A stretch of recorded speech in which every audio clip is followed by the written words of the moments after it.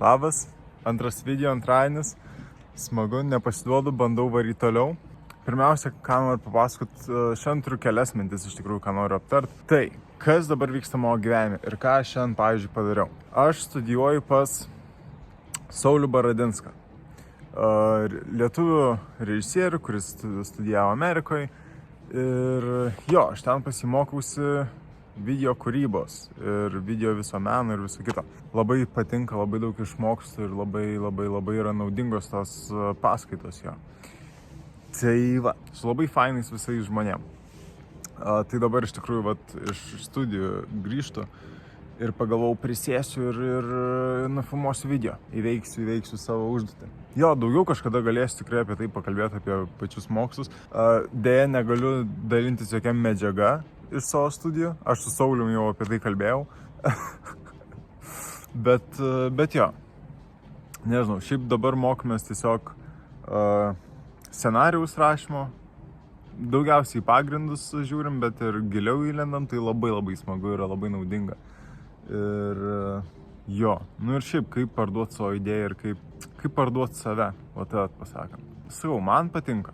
Ar visiems būtų šitie kursai, nežinau. Manau, kad tas suvokimas, toksai kaip parduoti save ir savo mąstymą ir savo mintis yra labai svarbus šiaip gyvenime, nes kuo daugiau parduosi save, tuo geriau tau eisis.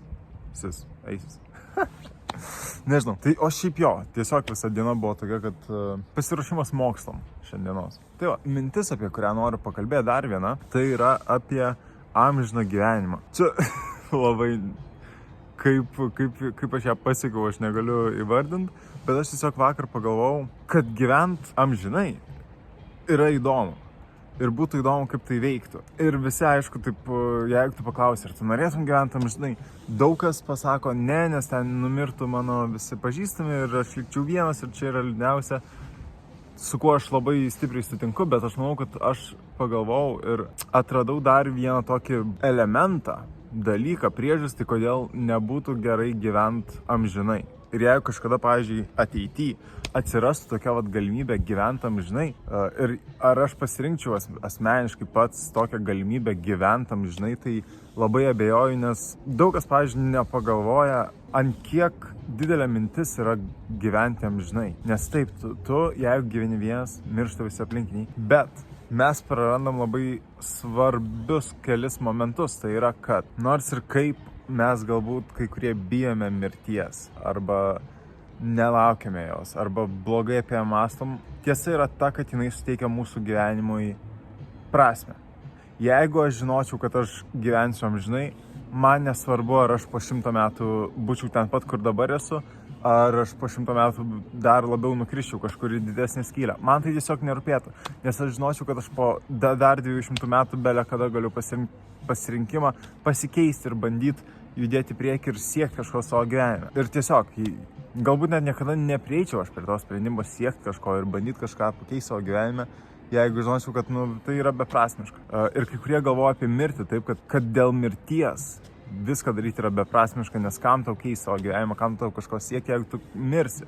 Bet čia kaip tik yra toksai, kai tu žinai, kad yra ribotas tas laikas, kiek tu gyvensi. Sakykime, 70 metų, 80 metų. Jeigu tu žinai, kad tu turi tik 80 metų, tai tu labiau vertini kiekvieną momentą. Ir mes šiaip dažnai pamirštam, aš ypač labai dažnai pamirštu, kad reikia džiaugtis kiekvienu gyvenimo momentu ir nors ir jis ten nėra geras, kartais tokie negeri gyvenimo momentai yra geriausios istorijos, kurias galim papasakot kitiems žmonėms. Ir taip, gal dabar, mano, gyvenimas neatrodo pats geriausias, bet po 10 metų gal aš galėsiu papasakot grupiai žmonių apie savo tokį išgyventą laikotarpį ir galėsim visi pasijuokti ir tai bus tiesiog tokia istorija, kur galima užvesti visus į pokalbį ir sujungti ir suvienyti, nes gal kažkam rezonuos mano istorija ir pasipasakos tada apie save ir tralė.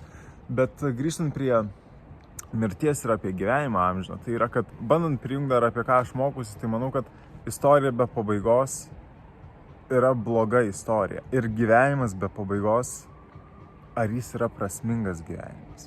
Bet jeigu atsirastų tokia galimybė gyventi amžinai ar negyventi amžinai, man atrodo, aš nesirinkčiau gyventi amžinai.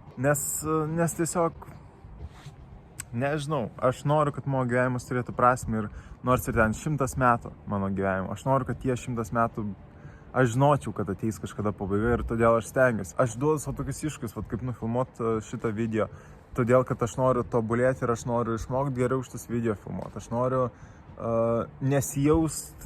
aš noriu, kad mano dienos nesijaustų tokios monotoniškos ir tokios įstrigusios rutinai. Ir dar vienas dalykas, ką aš pagalvojau apie gyvenimą amžinai, tai yra, kad nepamirškim, kad nedingsta mūsų didžiausias priešas. Ir tai esu aš pats.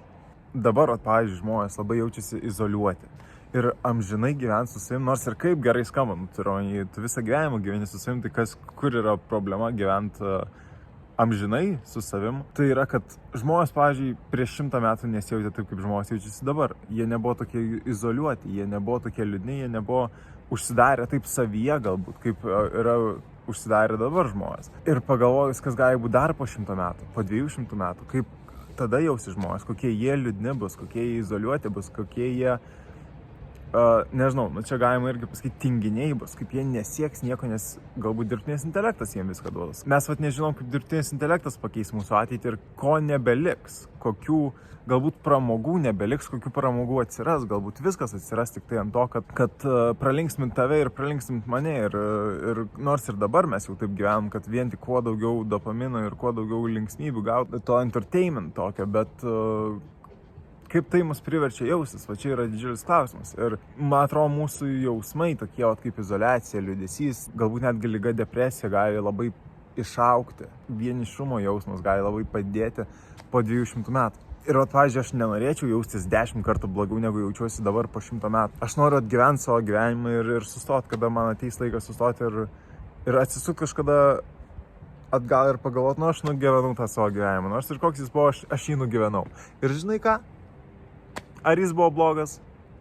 Taip, kai kur gal tų klaidų aš padariau, gal kažkur galėjau kitokiu keliu nueiti, bet čia mano gyvenimas. Ir kiekviena klaida, kurią aš padariau, tai jinai pavertė tiesiog mane tokiu, kokiu aš esu dabar ir ten 80 metų sėdėsiu ir galvosiu, aš viską, ką turiu ir negaliu norėti daugiau, nes man galbūt nereikia daugiau, galbūt aš paprastas žmogus, kuriam nereikia daug. Tai čia nuo mano dienos iki tokios temos. Bet tiesiog norėjau apie tai pakalbėti. Aš tikiuosi, kad nepamečiau kažkur minties svarbios. Dabar yra iš tikrųjų 19:34. Tai man reikia dar sumontuoti šitą video ir įkelt. Bet kasdieną mano keliami video nebus nustatytas laikas, kada aš įkelsiu, nes skirtingai kartais neturiu ką veikti, kartais yra mokslai, dar kažkas. Ir būtinai dar pasidalinsiu kažkuo iš savo studijų, kuo galiu dalintis. Bandysiu šitą savaitę kiekvieną dieną kelt video ir bus rock'n'rollas. Nes geriau nebūna, kai keli kiekvieną dieną, kai duodi savo tokią užduotį iš tikrųjų net vakarą ir galvoji, aš labai tikiuosi, kad aš rytoj nufilmuosiu. Ir ateina tas momentas, kada esi užtikrintas, kad nufilmuosi. Ir tai trupčiuką duoda užtikrintumo gyvenimą, kad žinai, kad aš viską padarysiu, kad nufilmuočiau šitą video. Ir nesvarbu, ar aš jį kelsiu 9 val. Ar 10 ten vakaro ar 1 nakties. Aš žinau, kad aš tai padarysiu ir tai tiesiog duoda tokio vidinio malonumo, kai žinai, kad pasistengsi ir padarysi viską, kad tai būtų atlikta. Tai viskas. Baigiu, manau. Ačiū labai, kad žiūrėjai, ačiū už tavo laiką, man tai labai daug reiškia. Ačiū, jeigu padedi laiką, jeigu padedi dislaiką, jeigu pakomentuoji, jeigu bet ką padarai su šito video, ačiū tau labai. Ir geros likusios dienos arba gero likusio vakaro.